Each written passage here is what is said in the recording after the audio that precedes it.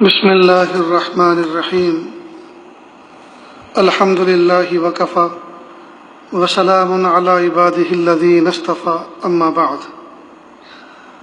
اعوذ باللہ من الشیطان الرجیم بسم اللہ الرحمن الرحیم ولا تکن من الغافلین سبحان ربک رب العزة عما یصفون وسلام علی المرسلین والحمد للہ رب العالمین اللهم صل على سيدنا محمد وعلى آل سيدنا محمد وبارك وسلم اللهم صل على سيدنا محمد وعلى آل سيدنا محمد وبارك وسلم اللهم صل على سيدنا محمد وعلى آل سيدنا محمد وبارك وسلم۔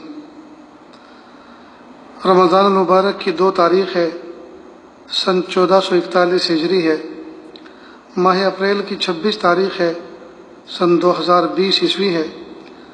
لاک ڈاؤن کا زمانہ ہے اور پوری دنیا میں کرونا وائرس کی وبا ہے۔ اللہ تعالیٰ سے دعا ہے کہ اللہ رب العزت عافیت کے ساتھ انسانوں کی اس وبا سے حفاظت فرمائے۔ اللہ تعالیٰ اپنے بندوں کو اپنا قرب عطا فرمائے اور اس بیماری کے ذریعے سے بندوں کو اللہ تعالیٰ کی معرفت کا اس بیماری کو ذریعہ بنا کر بندوں کے لیے اللہ رب العزت اس بیماری کو سبب بنا دے۔ اللہ تعالیٰ ہمارے خالق ہیں، ہم اللہ کی مخلوق ہیں۔ اللہ ہمارے مالک ہیں اور ہم اس کے مملوک ہیں۔ اللہ تعالیٰ ہمارا معبود ہے اور ہم اس کے عبد اور غلام ہیں۔ غلام کو زیب نہیں دیتا کہ وہ اپنے آقا کی بال برابر بھی نافرمانی کرے۔ وفادار غلام اور عبد کی شان یہ ہے کہ وہ روئے روئے سے آقا کی فرما برداری کرے۔ لہذا جب انسان اللہ کا عبد ہے، اللہ کا بندہ ہے، اس کو بھی چاہیے کہ اپنے وجود کے ہر عضو سے اس کے احکام بجا لائے۔ عجیب بات یہ ہے کہ بندہ اللہ کا قرب اس لیے اختیار نہیں کر پاتا اور اللہ تعالیٰ کی محبت کئی مرتبہ اس لیے حاصل نہیں کر پاتا کہ کئی دفعہ وہ بھول جاتا ہے کہ میرا رب کوئی ہے۔ تو غفلت جو ہے وہ اصل اعمال کے صادر نہ ہونے کی بنیادی جڑ ہے۔ نیک اعمال کے ظہور کی، نیک اعمال کے ظاہر نہ ہونے اور صدور نہ ہونے کی اصل بنیادی جڑ غفلت ہے۔ جب بندہ بھول جاتا ہے اس بات کو کہ میرا رب ہے تو پھر وہ نیکی نہیں کرتا، پھر وہ گناہ کرتا ہے۔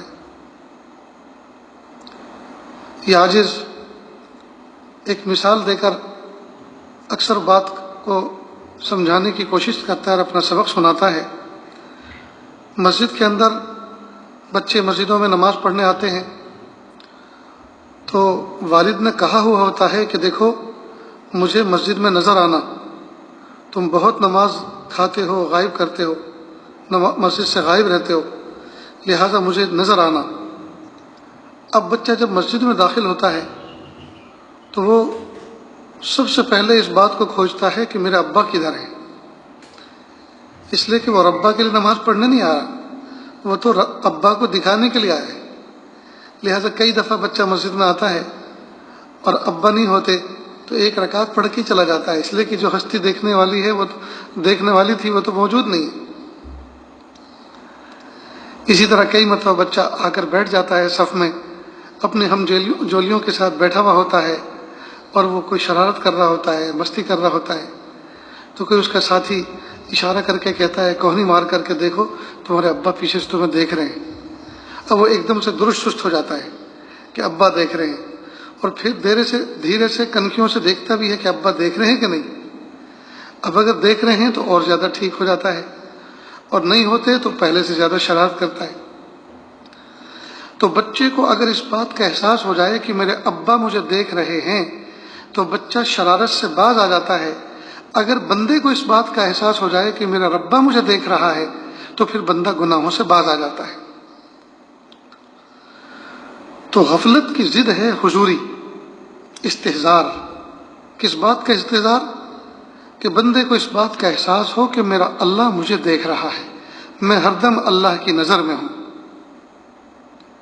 ان ربک لبالمرصاد، بندے کو اس بات کا احساس ہو کہ میں اپنے رب کے نشانے پر ہوں، میرا رب مجھے دیکھ رہا ہے، میرا رب میری طرف متوجہ ہے۔ تو اگر بندے کو یہ کیفیت بدرج اعلیٰ اور بدرج اتم حاصل ہو جاتی ہے تو پھر تو کہنا ہی کیا، نور علی نور، پھر تو غفلت پاس میں نہیں پھٹکتی، اور جب غفلت پاس میں نہیں ہوتی تو پھر گناہ وجود میں نہیں آتے۔ تو اللہ تعالیٰ سے ہمیں اپنی دعاؤں میں یہ چیز مانگنی چاہیے کہ پیارے اللہ استحضار کی کیفیت عطا فرما، حضوری کی کیفیت عطا فرما، اور غفلت سے ہماری حفاظت فرما۔ ویسے عام طور پر دیکھا یہ گیا ہے کہ غفلت سے آخرت کے تو نقصان ہوتے ہی ہوتے ہیں، لیکن دنیا کے کام بھی جو بگڑتے ہیں وہ اس کا سبب بھی غفلت ہی ہوتا ہے۔ کئی مرتبہ ماہر ڈرائیور گاڑی لے کر جا رہا ہوتا ہے روڈ پر اور اچانک حادثہ ہو جاتا ہے۔ لوگ پوچھتے ہیں بھئی آپ سے ایکسیڈنٹ ہوا؟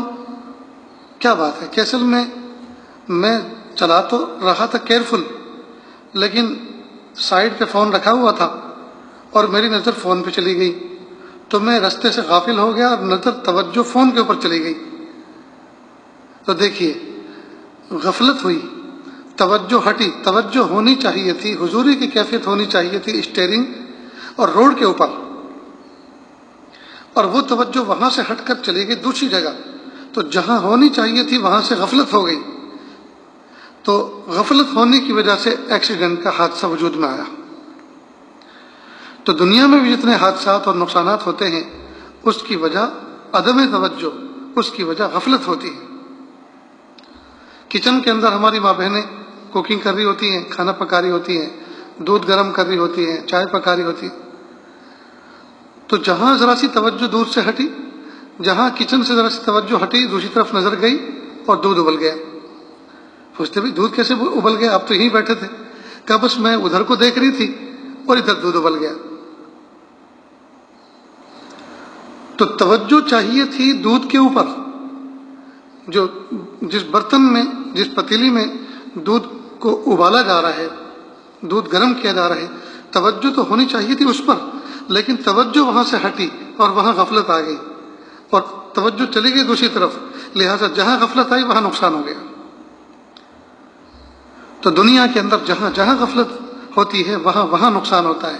ٹھیک اسی طرح دین کے باب میں بھی جہاں جہاں بندہ اللہ سے غافل ہوا، دین کے معاملے سے غافل ہوا، تو فوراً وہاں گناہ کا وجود آتا ہے۔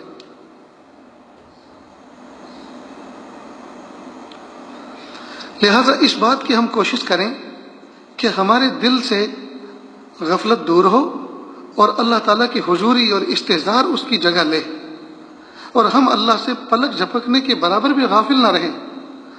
بزرگان دین اکابر مشائخ کا تو یہ جملہ ہے کہ جو دم غافل وہ دم کافر، جو سانس غفلت میں گزرا گویا وہ کفر میں گزرا، جو دم غافل وہ دم کافر۔ اس لیے بزرگوں کے ہاں ذکر کرنے کا، ذکر کے باب میں ایک اصطلاح یہ بھی ہے کہ پاس انفاس کا خیال رکھا جائے۔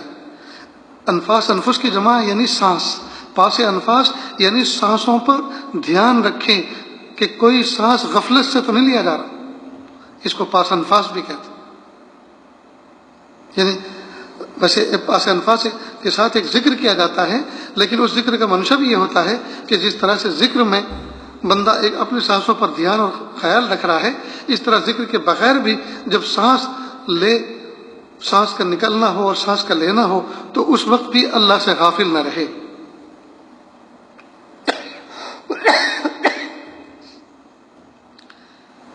تو اللہ تعالیٰ سے ہم رمضان مبارک کی مبارک ساعتوں میں جہاں ظاہر کی اور فزیکل دوسری ضرورتوں کو ہم اللہ سے مانگیں، ہم اس میں یہ بھی مانگیں کہ پیارے اللہ غفلت ہماری زندگیوں سے نکال دیجئے، یا اللہ ہر کام سے غفلت کو دور کر دیجئے، چاہے وہ دنیاوی کام ہو چاہے اخروی کام ہو، اور پیارے اللہ اس کی جگہ حضوری عطا فرما دیجئے۔ تو غفلت بہت بڑی بیماری، غفلت بہت بڑی جہالت، غفلت بہت بڑی نقصان کی چیز ہے، کاش کہ ہمیں اس کی اہمیت حاصل ہو۔ اب غفلت کی ضد ہے حضوری، اب وہ حضوری آئے کیسے؟ تو اس کا آسان حل یہ ہے، یوں سمجھیے کہ غفلت کو دور کرنے کا آسان طریقہ یہ ہے کہ بندہ نعمت پر شکر کرے، اور جب کوئی مصیبت و تکلیف آئے تو اس پر صبر کرے. اور دونوں کیفیت وہ ہیں جس میں بندہ اللہ کی طرف متوجہ ہوتا ہے. تو یا تو بندہ نعمت میں ہوتا ہے یا کسی مصیبت میں ہوتا ہے، تو نعمت کی حالت میں ذات حق کو یاد کرے، اللہ کا شکر ادا کرے، اور تکلیف کے وقت میں اس تکلیف پر جو ہے آدمی واویلا نہ مچائے، بلکہ اس بات پر شکر کرے کہ پیارے اللہ یہ تو تھوڑی سی مصیبت آئی، اس سے بڑی بھی تو آ سکتی تھی. تو تکلیف میں بھی ایک پہلو شکر کا پایا جاتا ہے.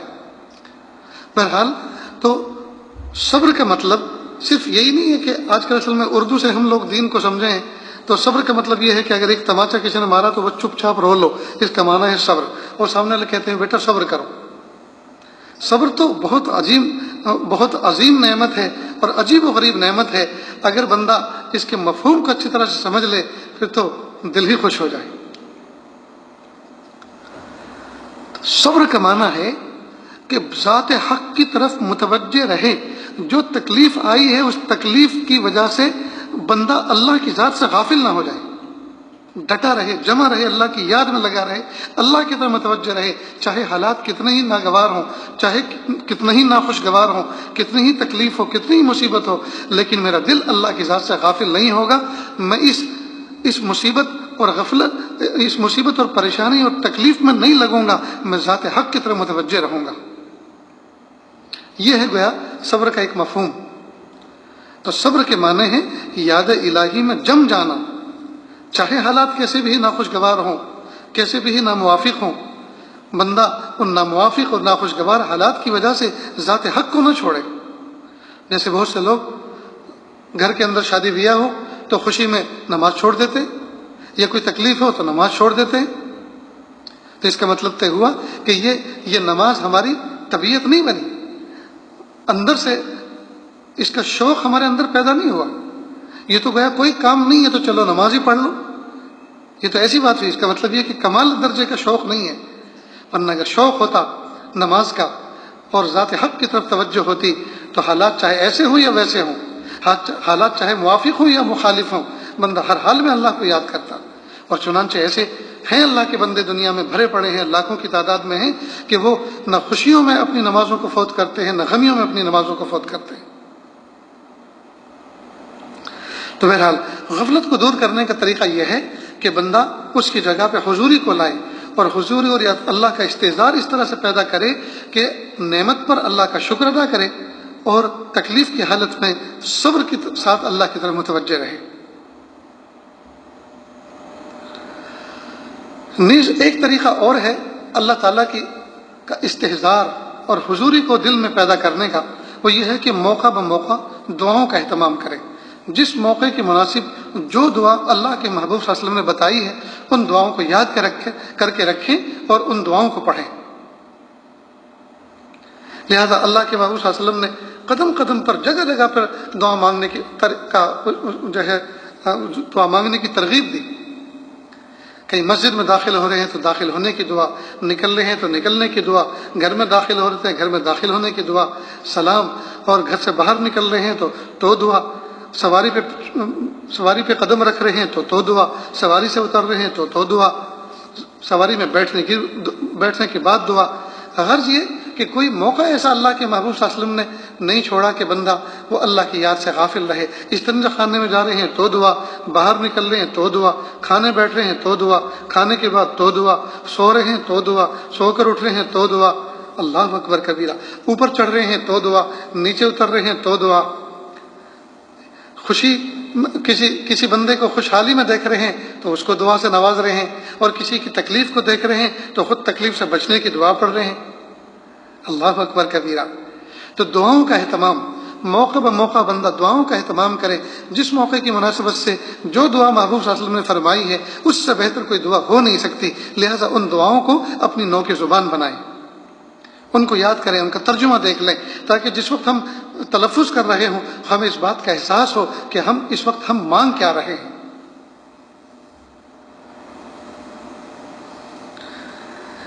محبوب صلی اللہ علیہ وسلم کی ایک دعا، اللہم باعد بینی و بین خطایایا کما بعدت بین المشرق والمغرب.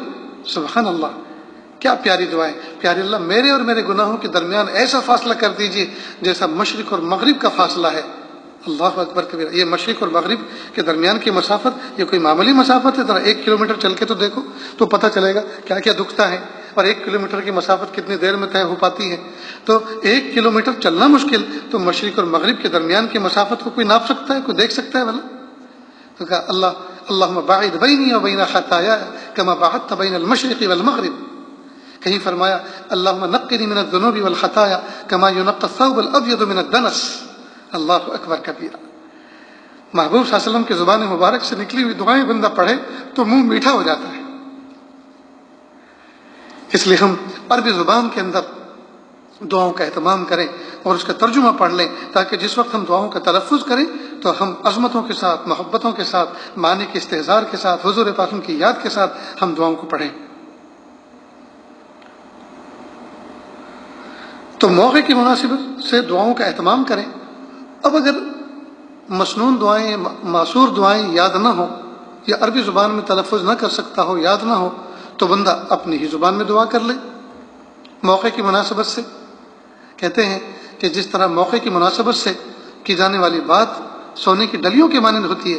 کہتے ہیں نا بھئی آپ نے کیا موقع کی بات کہی، سونے کی ڈلی کے مانند ہے. یہ کہتے ہیں کروڑ روپے کی بات کی.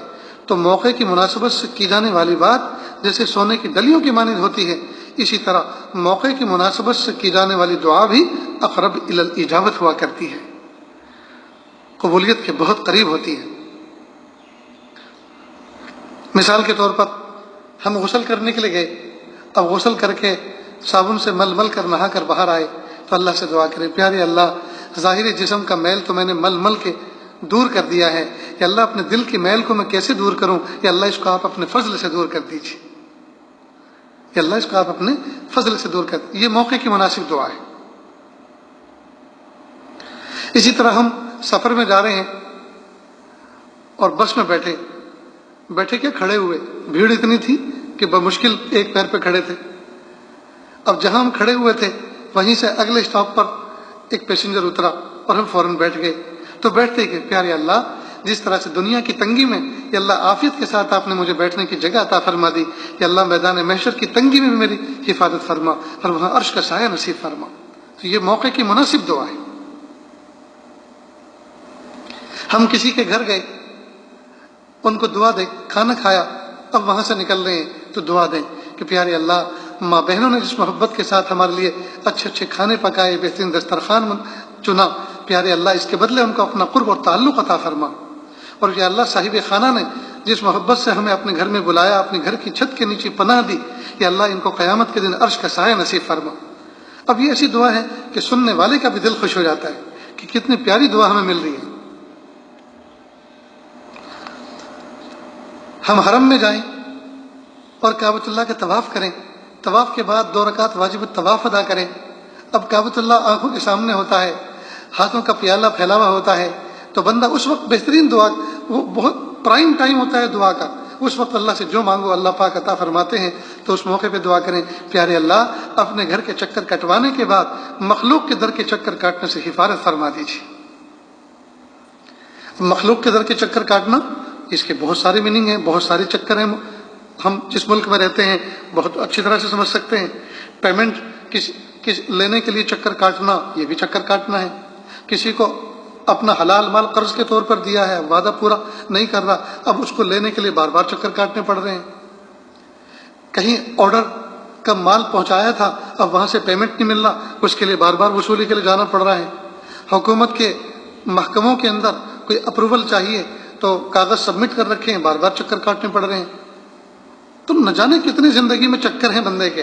تو بندہ وہاں دعا کرے پیارے اللہ اپنے در کے چکر کاٹنے کے بعد مخلوق کے در کے چکر کاٹنے سے حفاظت فرما. تو غرض یہ کہ دعاؤں کے ذریعے سے اللہ کا قرب حاصل کرے، اللہ کی محبت حاصل کرے، غفلت کو دور کرے، غفلت کو دور کرے، اور اللہ کی حضوری اپنے دل کے اندر دعاؤں کے ذریعے سے پیدا کرے. تو دعا ایک یہ کہ نعمتوں پر ہم شکر کر کے حضوری پیدا کریں، مصیبت پر صبر کر کے حضوری پیدا کریں اور غفلت کو دور کریں. اسی طرح موقع بہ موقع دعائیں پڑھ پڑھ کر اللہ کی محبت حاصل کریں اور غفلت کو دور کریں. اور عربی میں اگر دعائیں نہیں آتی ہیں تو ہم اردو زبان میں اپنی دعائیں مانگ لیں، جیسا کہ ساجد نے بتایا. بہرحال موقع کی مناسبت سے ہم دعا مانگنے والے بنیں. اب کپڑے پہنے تو کپڑے پہننے کی بھی دعا ہے. اگر وہ دعا یاد نہیں ہے تو کہہ رہے پیارے اللہ آپ نے میرے ظاہر جسم کے عیب کو اور میری شرم کو آپ نے ڈھانپ لیا ہے، اس لباس کے ذریعے سے میرے پیارے اللہ مجھے دنیا میں بے عزت ہونے سے بچا لیجیے. اللہ مجھے عزت کا لباس آپ نے پہنایا، یا اللہ بے عزتی سے میری حفاظت فرماؤ. یہ موقع کی مناسبت سے دعا ہے. غرض یہ کہ جب ہم اللہ سے دعا کا مضمون مانگنا بھی ہم اللہ سے سیکھیں کہ پیارے اللہ دعا مانگنے کا سلیقہ بھی عطا فرما دیجیے. کس موقع پہ کس طرح سے دعا کی جاتی ہے، کس موقع پہ کیا مانگا جاتا ہے، یہ اللہ مجھے نہیں پتا، پیارے اللہ مجھے اس کا احسن طریقہ اور سلیقہ عطا فرما. غرض یہ کہ ہم اللہ تعالیٰ سے یہ مانگیں کہ پیارے اللہ غفلت کو ہماری زندگیوں سے نکال دیجیے، حضوری والی کیفیت عطا فرما دیجیے. یہ جتنے کام بگڑ رہے ہیں ظاہری اور باطنی، وہ سارے کے سارے غفلت کی وجہ سے. معمار کام کرنے والا اگر کوئی کام بگاڑ رہا ہے تو غفلت، اس کے پیچھے غفلت. ایکسیڈنٹ کرنے والا ایکسیڈنٹ کر رہا ہے، اس سے ہو رہا ہے تو اس کے پیچھے غفلت. کھانا پکانے میں غلطی ہو رہی ہے تو اس کے پیچھے غفلت. کپڑا سینے والے درزی سے کوئی غلطی ہو رہی ہے تو اس کے پیچھے غفلت. لکھنے والے کاتب سے غلطی ہو رہی ہے تو اس کے پیچھے غفلت. پڑھنے والے سے اگر کوئی غلطی ہو رہی ہے تو اس کے پیچھے غفلت. غرض یہ کہ تمام برائیوں کی جڑ غفلت ہے. تمام غلطیوں کے پیچھے غلطیوں کے پیچھے غفلت کا فرما ہے. اور اس غفلت کی ضد ہے حضوری استحضار. ہم چاق و چوبند ہو کر نشاط کے ساتھ ہم اس کام کو کما حق ہو ادا کریں، پوری توجہ ہماری اس طرف رہے. تو جب توجہ اور حضوری رہے گی تو انشاءاللہ اس لائن کی غفلت نہیں ہوگی، اس لائن کی غفلت نہیں. اور یہ جو گناہ ہو رہے ہیں، گناہ کا نتیجہ بھی یہی ہے کہ اس وقت ہم بھول چکے ہوتے ہیں کہ میرا رب مجھے دیکھ رہا ہے. اور کئی مرتبہ ہلکا سا استحضار تو ہوتا ہے کہ اللہ دیکھ رہا ہے، لیکن چونکہ وہ اللہ فوراً پکڑ نہیں کرتا تو آدمی بے خوف ہو جاتا ہے کہ وہ پکڑتا تو ہے لیکن ابھی نہیں، پھر بعد میں پکڑے گا، اس وقت تو ہم توبہ کر لیں گے. نہیں، اس وقت اس استحضار کو دل میں جمائے کہ میرا رب اس بات پر قادر ہے کہ میں چہار دیواری کے اندر دروازہ بند کر کے کھڑکیاں بند کر کے دروازے بند کر کے یہ جو منہ کالا کر رہا ہوں، اللہ اس بات پر قادر ہے کہ اسی وقت ملک الموت کو بھیجے اور میری روح کو قبض کر لے. میرا خاتمہ گناہ پر ہو، میرا خاتمہ کفر پر ہو، اور اللہ اس بات پر قادر ہے کہ دیواروں کو اللہ تعالیٰ چاک کر دے، دیواروں کو گرا دے، ڈھا دے، اور سارے کے سارے لوگ مجھے برہنہ دیکھ لیں، اور زندگی بھر میری نسلوں کو یہ تانے دیے جائیں، میری اولادوں کو یہ تانے دیے جائیں تو اس باپ کے اولاد ہے جیسے کالے کرتوت کر کے دنیا سے گیا تھا. تو اس بات کو اپنے اوپر طاری کرے. کوئی شرابی شراب پی رہا ہے، کوئی نشیڑی نشہ کر رہا ہے، تو اس وقت اس بات کا استحضار ہو کہ کہیں ایسا نہ ہو یہ میری زندگی کا آخری نشہ ہو اور اسی پر میری زندگی کا خاتمہ ہو جائے تو کتنا برا خاتمہ ہوگا. ہائے مجھے اپنے رب کی نافرمانی نہیں کرنی.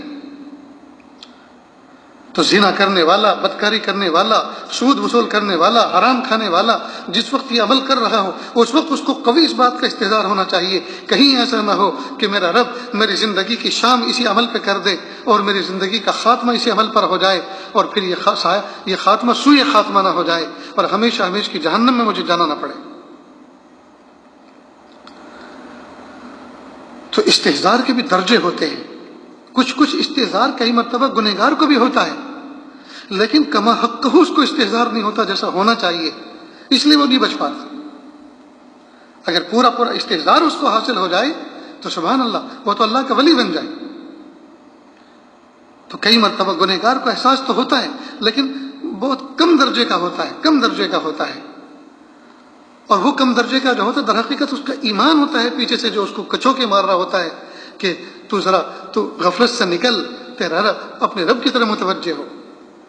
اور پھر اللہ پاک کئی مرتبہ جو ہے توبہ کی توفیق بھی عطا فرما دیتے ہیں ہمیشہ کے لیے. تو اصل تو یہ ہے کہ بندہ اللہ تعالیٰ سے کامل درجے کی حضوری مانگے، کامل درجے کا استحضار مانگے. ایسا نہ ہو کہ معمولی درجے کا استحضار ہے اور بس امید اور رجا پر ہے کہ کام ہو جائے گا اور میں کسی نہ کسی دن تو گناہ چھوڑوں گا. نہیں، ایسا مضبوط پاورفل داعی اپنے اندر پیدا کرے کہ نہیں.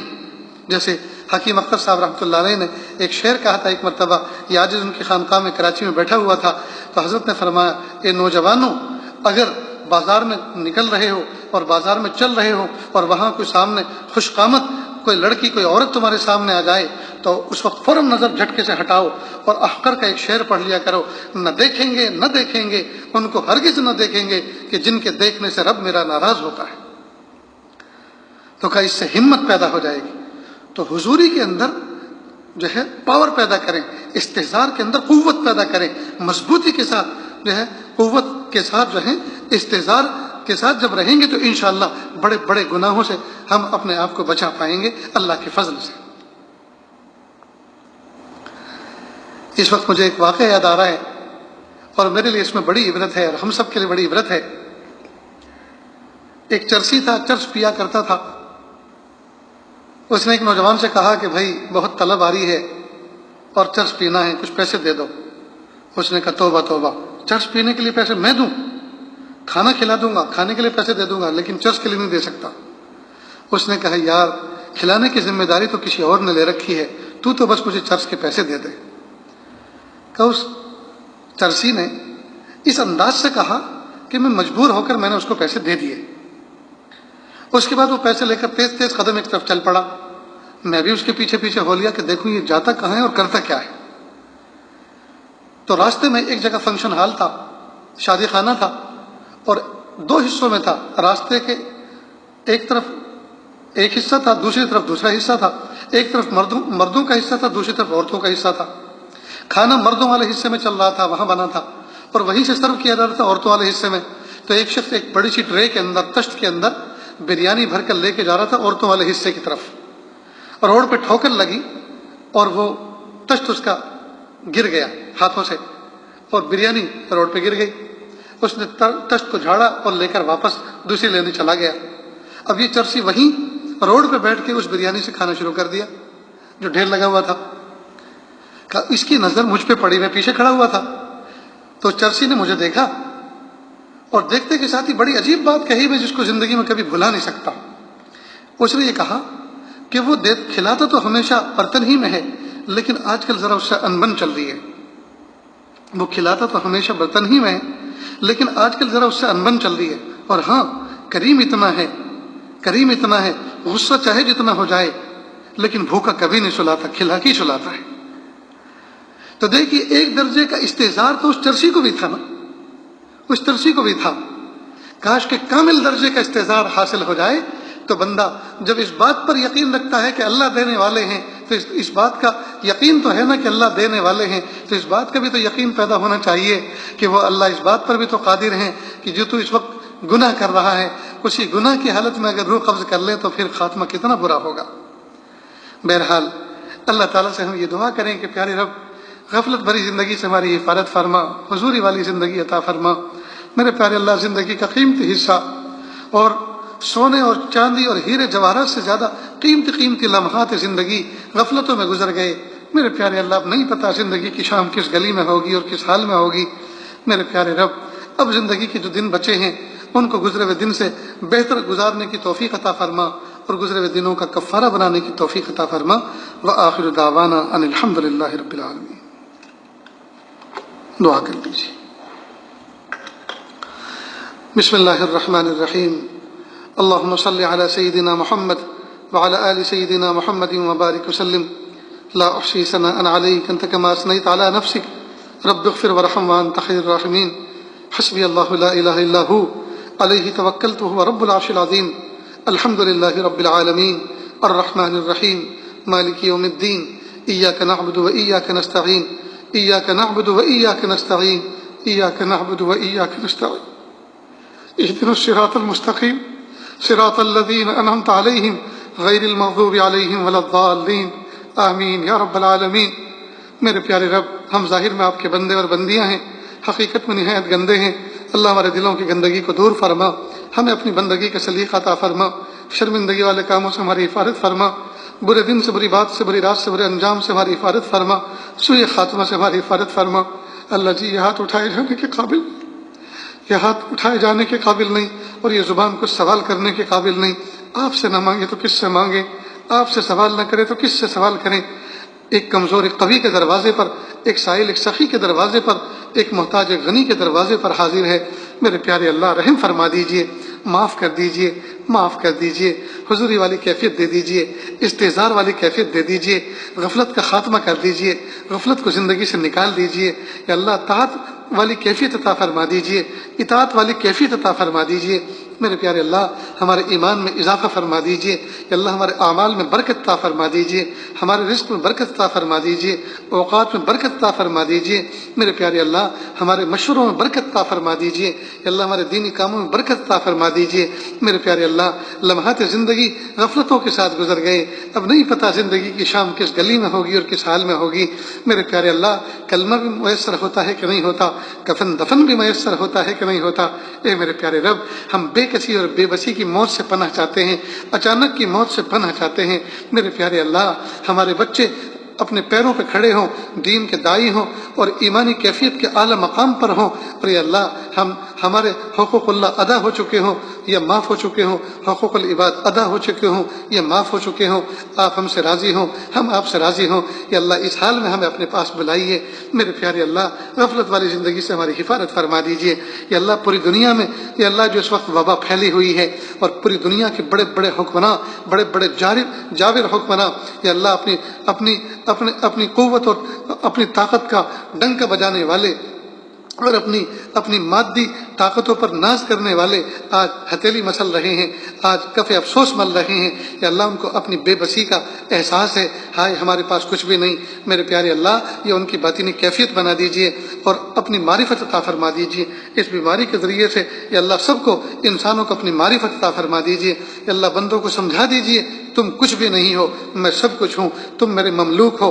میں تمہارا مالک ہوں، تم میری مخلوق ہو، میں تمہارا خالق ہوں، میرے پیارے رب بندوں کو سمجھا دیجئے نا، اللہ بندوں کے دل پر پتھر کی سل پڑ چکی ہے، بندوں کے دل پتھر کی سل بن چکے ہیں، یا اللہ ان کے دلوں پر مہر لگ چکی ہے، میرے پیارے اللہ حضور استحضار عطا فرما دیجئے، حضوری اور استحضار عطا فرما دیجئے، اپنی محبت اپنی معرفت عطا فرما دیجئے، اپنا قرب عطا فرما دیجئے، رب کریم جو بیمار ہیں ان کو شفا عطا فرما، جو مقروض ہیں ان کے قرضوں کی ادائیگی کی شکلیں پیدا فرما، جو بے گھر بے در بے سہارا ہیں ان کو سکون و سہارا عطا فرما، یا اللہ جو پردیس میں پھنسے ہوئے ہیں، یا اللہ جو بے کس ہیں، یا اللہ ان کو ٹھکانے عطا فرما، یا اللہ ان کو سکون و سہارا عطا فرما، میرے پیارے رب رحمت کا معاملہ فرما، عافیت کا معاملہ فرما، اللہ جی محبت کی نظر سے اپنے بندوں کو دیکھ لیجیے، کہ اللہ اپنے مومن بندوں کو محبت کی نظر سے دیکھ لیجئے، تیری ایک نظر کی بات ہے، میری زندگی کا سوال ہے، مجھے اپنی پستی کی شرم ہے، تیری رفتوں کا خیال ہے، اپنے دل کا میں کیا کروں اسے پھر بھی شوق وصال ہے،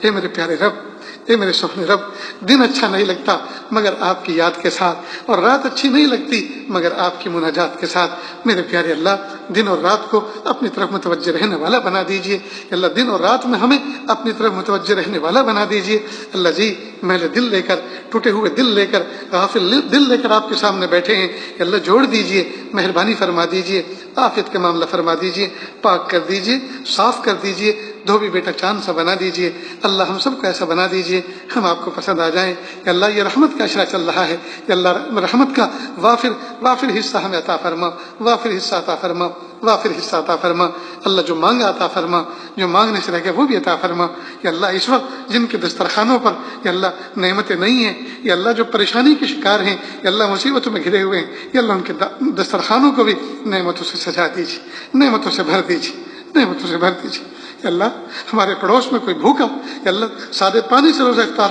کرنے نہ پائے، کہ اللہ اس کو اپنے افطار کے سامان میں شریک کریں، کہ اللہ ایسی توفیق عطا فرما، کہ اللہ امت کی غربت کو اور امت کی بے بسی کو اور امت کی بے کسی کو دور فرما۔